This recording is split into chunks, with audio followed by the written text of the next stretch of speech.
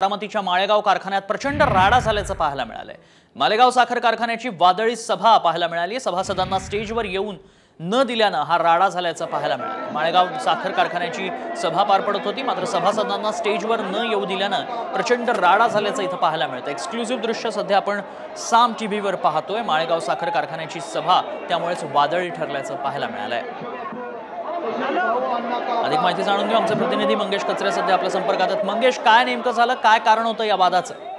नक्कीच आज माळेगाव सहकारी साखर कारखान्याची वार्षिक सर्वसभा सुरू आहे। मात्र यावेळी सभासदांना स्टेजवर येऊन न बोलू दिल्याने हा गोंधळ निर्माण झाला। मात्र काही काळाच्या गोंधळानंतर सभा पुन्हा सुरू झाली आहे। नक्कीच धन्यवाद आपण दिलेल्या सगळ्या सविस्तर माहितीसाठी।